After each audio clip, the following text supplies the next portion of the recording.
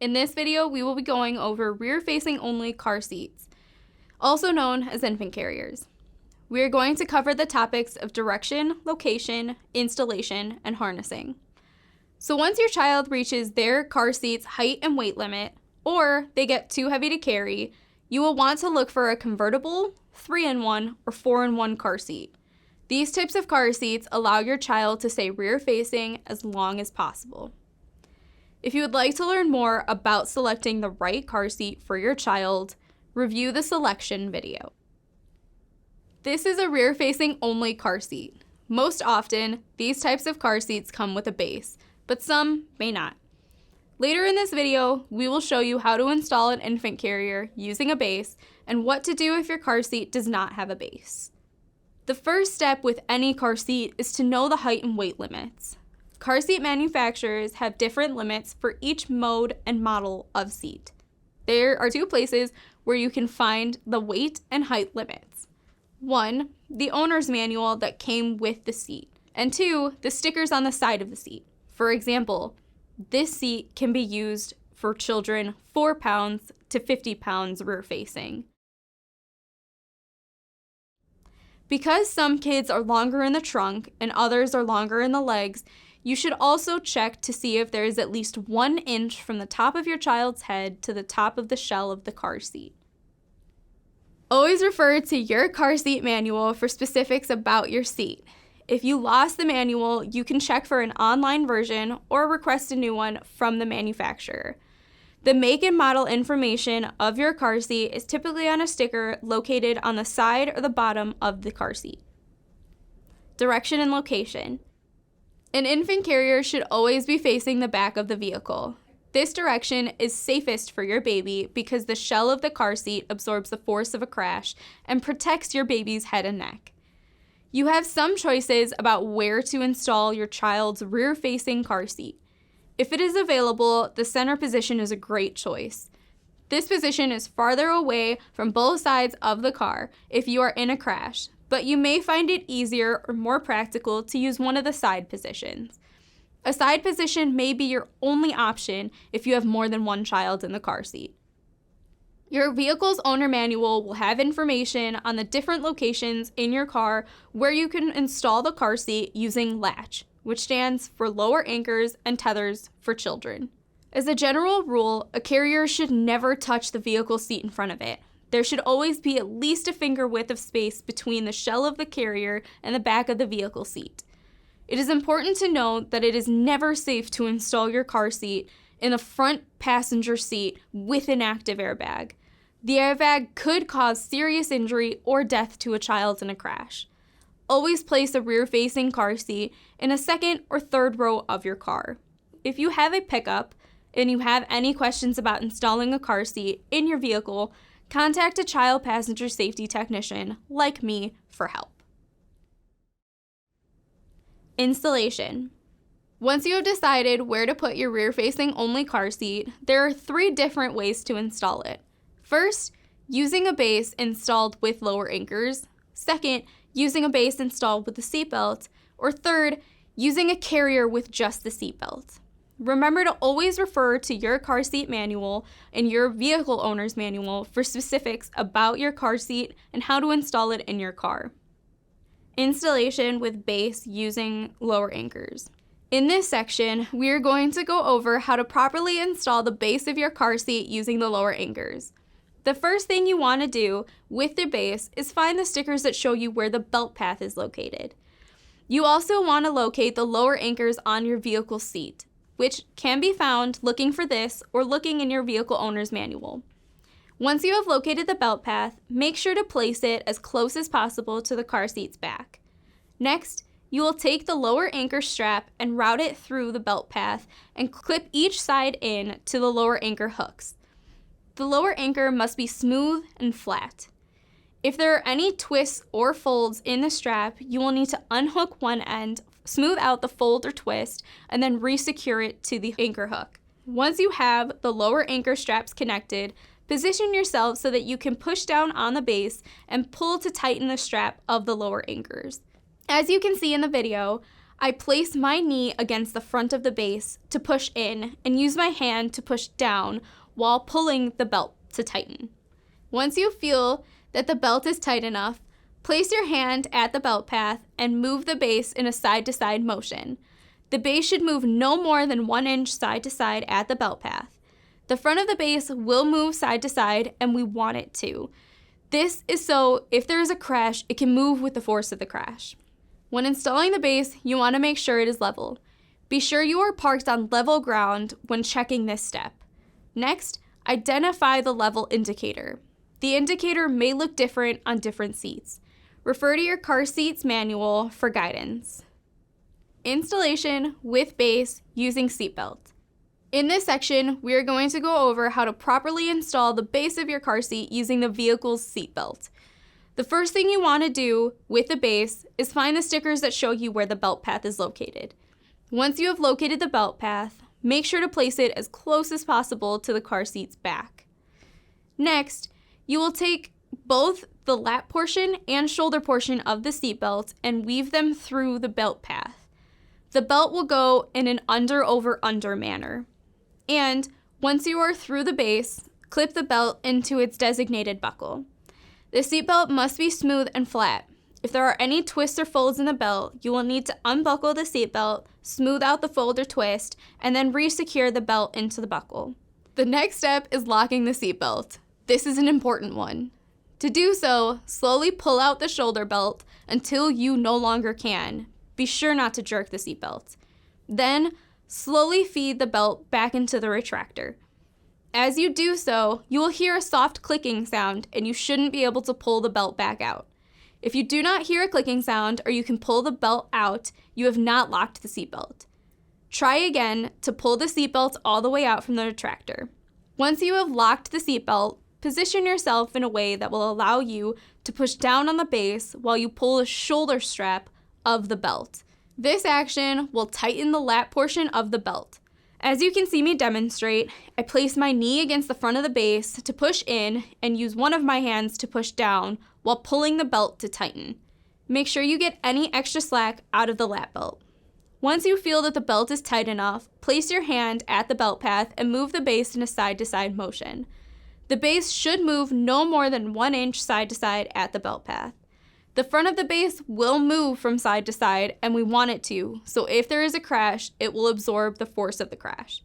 An installed carrier should not touch the vehicle seat in front of it. There should be at least a finger width of space between the shell of the carrier and the back of the seat in front of the carrier. Double check your manual for your car seat manufacturer's recommendations.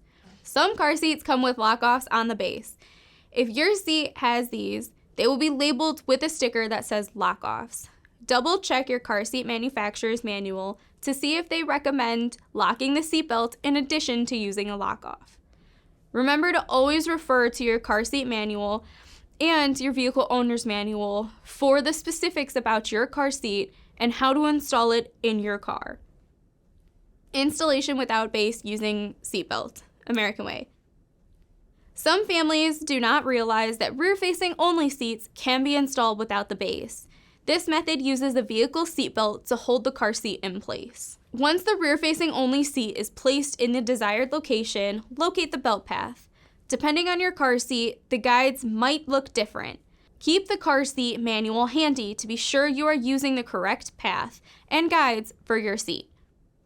Take the lap portion of the seatbelt and weave it through the belt path guides and buckle it into your car seat's buckle. The next step, locking the seatbelt, is an important one. To do so, slowly pull the shoulder belt until you no longer can. Be sure not to jerk the seatbelt. Then, slowly feed the seatbelt back into the retractor. As you do so, you should hear a soft clicking sound, and you shouldn't be able to pull the belt pack out. If you do not hear the clicking or you can pull the belt back out, you do not have the seatbelt locked. Try again to pull the seatbelt all the way out from the retractor. Once you have the seatbelt locked, position yourself in a way that will allow you to push down on the seat while you pull on the shoulder strap portion of the belt. This action will tighten the lap portion of the seatbelt. As you can see me demonstrate, I place my knee against the back of the seat to push in and use my hand to push down while pulling the belt tight. Once you feel that the belt is tight enough, place your hand at the belt path and move the carrier in a side-to-side motion. The carrier should move no more than 1 inch side to side at the belt path.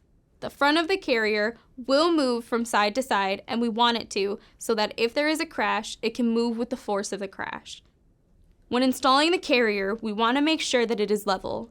To do so, identify the level indicator on your carrier. The indicator may look different on different seats.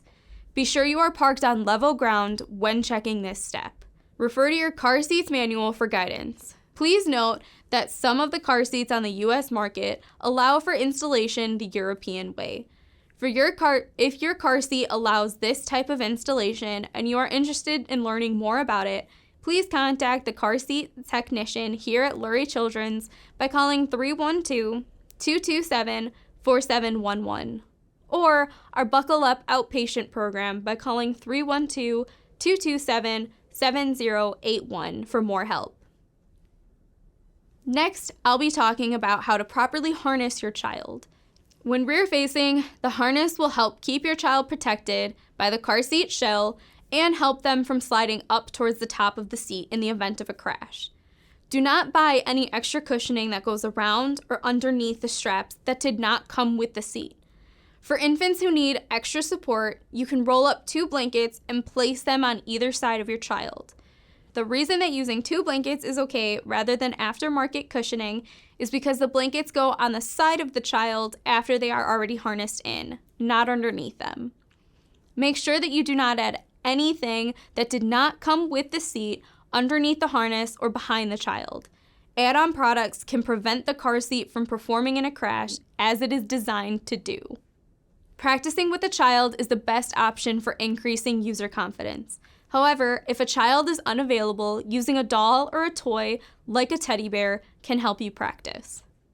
For rear-facing car seats, the harness straps must be at or below the child's shoulders. The first thing that you want to do is make sure that both harness straps are over your child's shoulders. Then you will clip the chest clip together and put it a little below armpit level. It will rise to armpit level when you tighten the harness. Next, you will want to make sure that both straps are over the hip bones and clip them into the crotch buckle between the legs. To ensure that the chest clip is at armpit level, you can do the tickle test. Once you click the child in with both the chest clip and crotch buckle, pull the tail end of the harness strap until it is snug. You will know it's tight enough when you do the pinch test. Take your pointer finger and thumb and try to pinch the harness webbing near the shoulder. If you cannot pinch any webbing, the harness is tight. If you can pinch the webbing between your fingers, you will need to tighten the harness straps a little bit more. There are 2 main ways to adjust where the harness straps come out of the back of the seat, by rethreading the straps or sliding the back of the seat up or down. When the child is rear-facing, the straps need to be in a spot at or below the top of the child's shoulders. Place the child in the car seat to check which slot is at the correct height for the child. You can put a sticky note in the correct slot so that you can find it again once you remove the child from the seat.